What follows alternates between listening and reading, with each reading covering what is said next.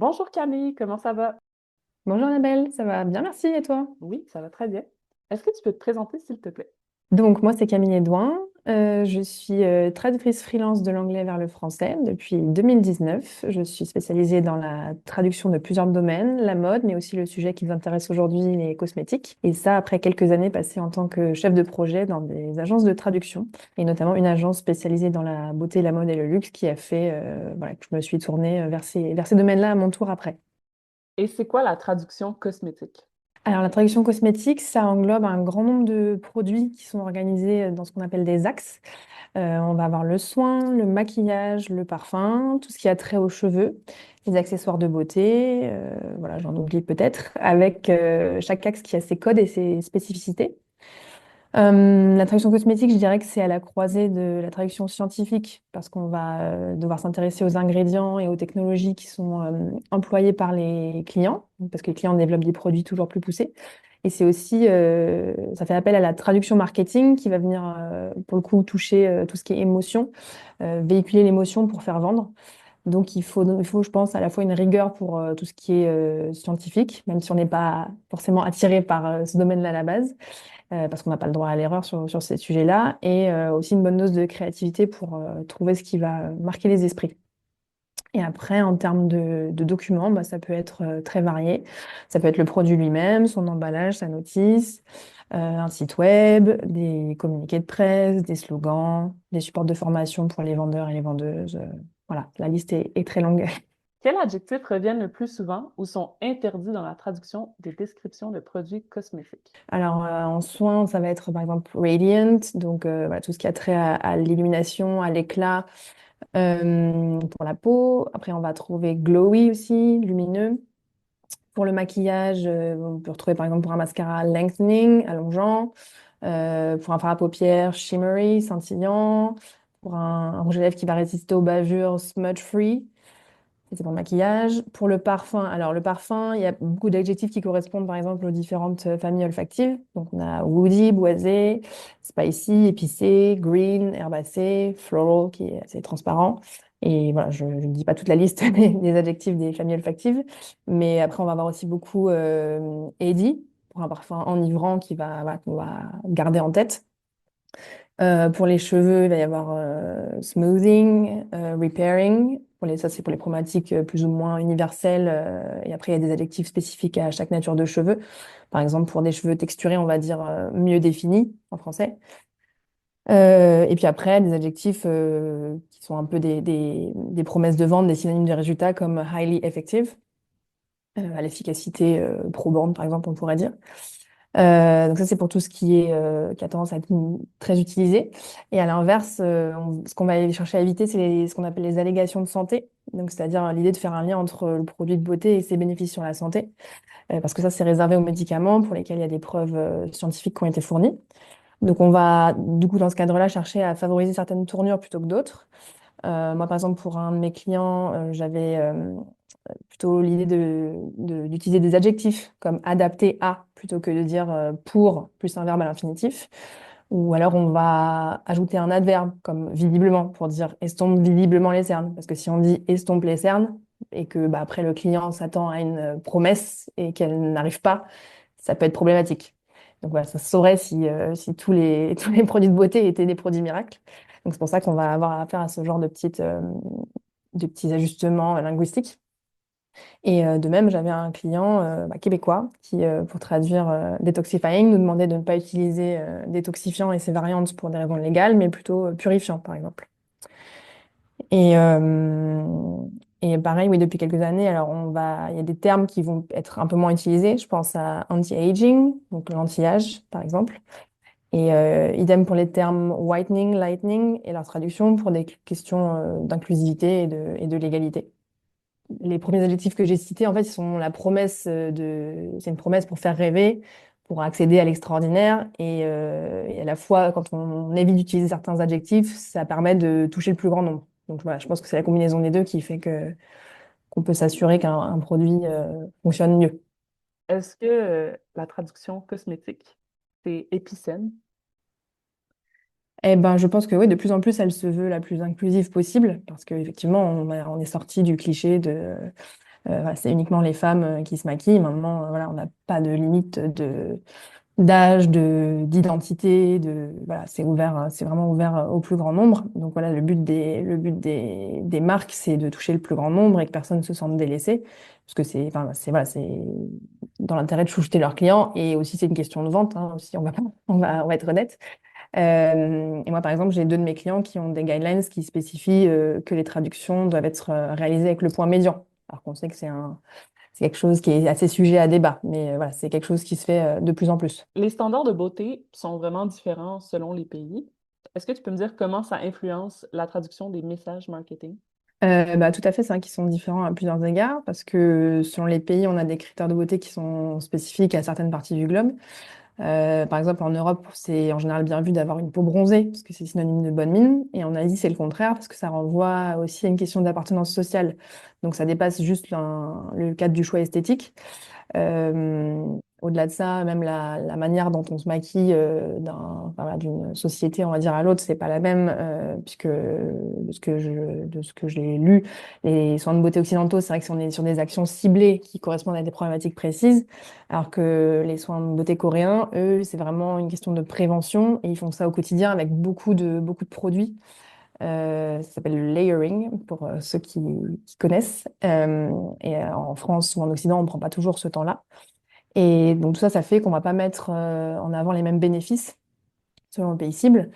Euh, et donc j'en parlais un petit peu tout à l'heure. En Corée du Sud, les mots whitening et lightening, ils continuent d'être utilisés, même si j'ai l'impression que ça a tendance à changer un petit peu. Mais nous, on ne peut pas utiliser blanchissant ou éclaircissant parce que c'est pas inclusif d'une part. Ça correspond pas à tous les types de peau. Et aussi parce qu'en Europe, la législation est très stricte sur ce genre de produits. Enfin, ils sont tout simplement interdits. Donc, nous, pour des produits de ce type, on va plutôt dire révélateur d'éclat ou qui redonne de l'éclat. Donc, voilà, déjà, je mettrais d'une part, effectivement, les standards de beauté qui sont différents selon les régions. Et puis, bah, aussi, il y a une question de mode. Donc, selon les périodes aussi, les standards de beauté sont différents. Là, à quelques années d'écart, on a eu l'ère de la clean girl qui utilisait des fonds de teint effet seconde peau. Donc, on avait peut-être plus tendance à retrouver des adjectifs comme imperceptible, alors qu'on avait eu l'ère du contouring qui faisait la part belle aux adjectifs comme sculptant. Donc voilà, on voit que c'est pas les mêmes tendances qui émergent presque d'une année à l'autre, ouais, des fois. Le layering, là, comment ça se traduit? Alors, j'ai déjà vu millefeuille, mais je suis pas très convaincue. Parce que pour moi, le millefeuille, ça reste très associé à la pâtisserie. Mais ça, c'est peut-être une question personnelle, une question de point de vue. Donc, moi, en général, j'ai plutôt vu voilà, le layering gardé en anglais et peut-être une petite note explicative voilà, au début. Maintenant, je pense que voilà, quand on s'intéresse un petit peu au sujet, on sait à quoi ça correspond. Est-ce que tu dois traduire les ingrédients? Alors, ça dépend du client et du type de document qu'on traduit. J'avais un client avec qui je traduisais des fiches produits et on ne traduisait pas la liste des ingrédients. Après, on traduisait pour ce même client les mentions avec ou sans ingrédients, avec tel ingrédient ou sans tel ingrédient, parce que c'est des choses à mettre en valeur des arguments de vente. Après, pour un support, par exemple, comme une formation destinée aux vendeurs et aux vendeuses, on va les traduire puisqu'ils y mettent enfin, eux, ils vont pouvoir mettre en avant ces ingrédients auprès des clients et capitaliser dessus, en fait. Si on a un client, je sais pas, qui est plus intéressé par tel ou tel ingrédient ou parfum, voilà, on sait qu'on peut aussi l'orienter sur tel ou tel produit. Donc ça dépend, ouais, ça dépend du client et du support. Quand c'est à traduire, c'est pas évident. Il faut voir en termes de réglementation ce qui est autorisé ou pas. Je sais qu'à ce niveau-là, la réglementation européenne est assez pointue. Il y a le règlement cosmétique européen qui régit un peu tout ça. Donc, bon, après, voilà, les clients, ils sont au courant aussi. Donc, c'est aussi eux qui nous indiquent comment procéder par rapport à ça. Mais voilà, il y a aussi cette partie-là à prendre en compte.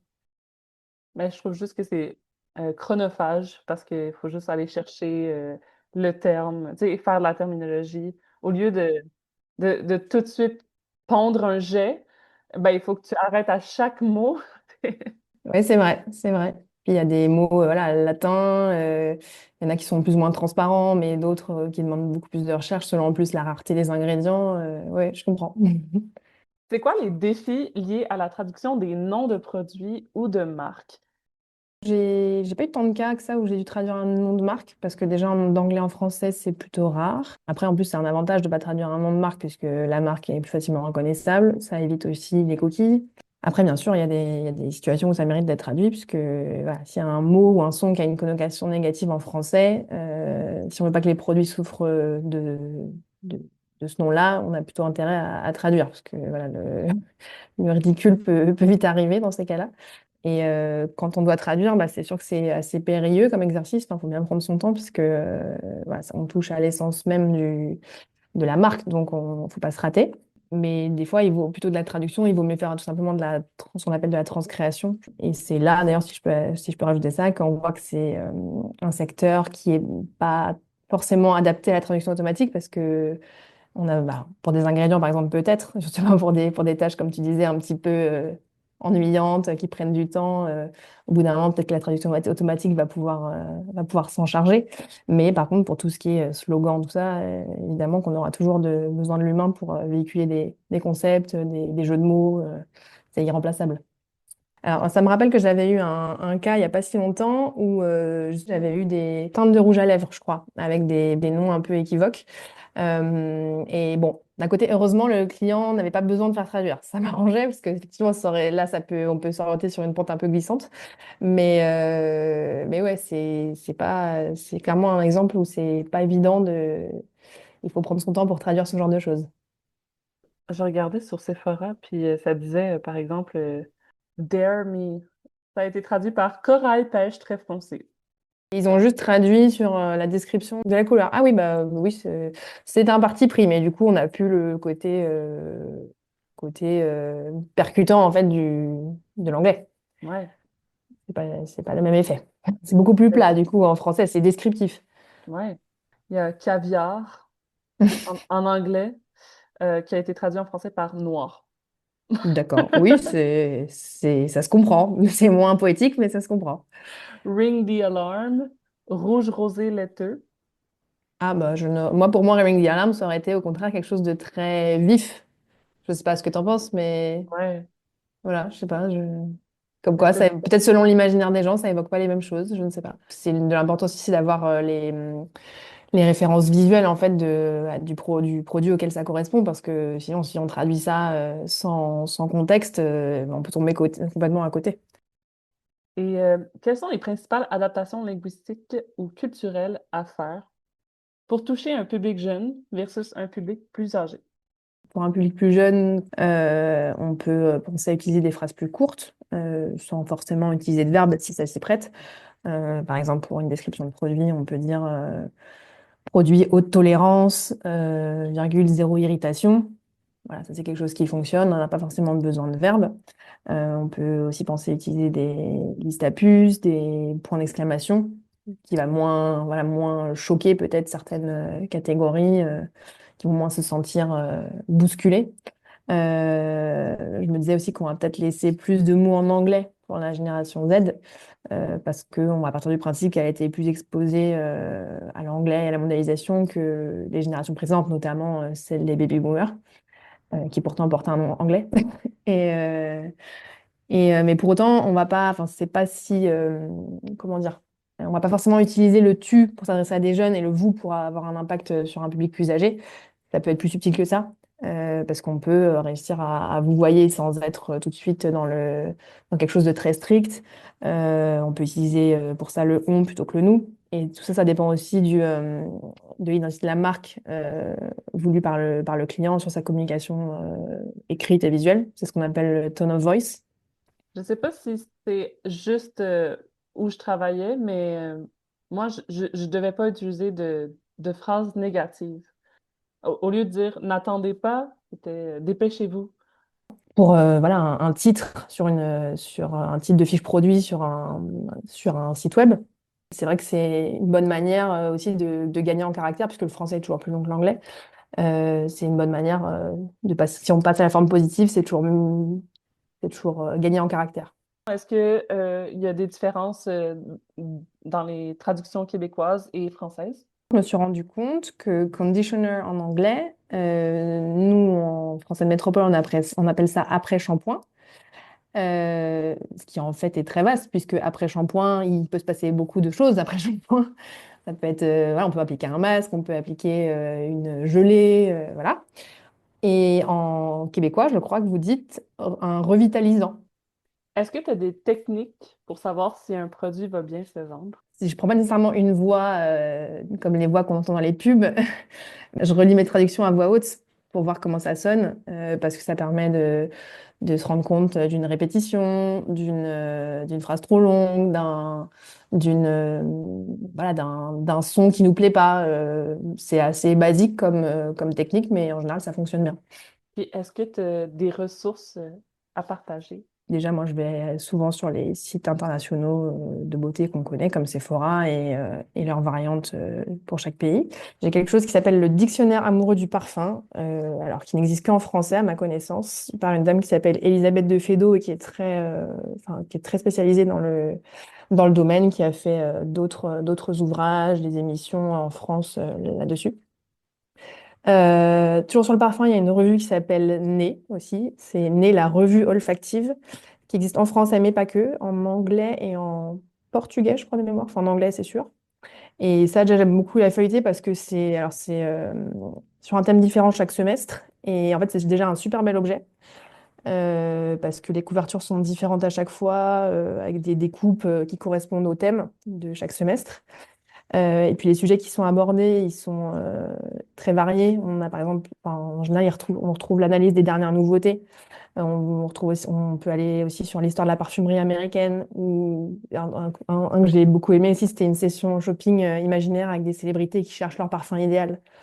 Ça, j'ai beaucoup aimé. Après, on va aussi avoir les sites qui concernent l'actualité du secteur des cosmétiques pour se tenir au courant des dernières nouveautés. Donc en France, on va avoir Premium Beauty News, qui est un site qui existe en français et en anglais. J'avais découvert aussi le site Allure, je le dis en anglais parce que du coup il est que en anglais. Et puis après, on a aussi les salons spécialisés. Donc un des plus connus dans le milieu, c'est Cosmétique 360, c'est chaque mois d'octobre. On a aussi In Cosmétique en avril, je crois. Et après, il y a chaque axe qui a son salon, enfin son ou ses salons en particulier. On a Paris Perfume Week, Makeup in Paris, voilà, pas mal d'événements liés au secteur. Ben, merci beaucoup. Mais merci à toi, Annabelle. Où est-ce qu'on peut te suivre sur les réseaux? Et ben, on peut me retrouver sur ma page LinkedIn à mon nom, Camille Edouin, tout simplement.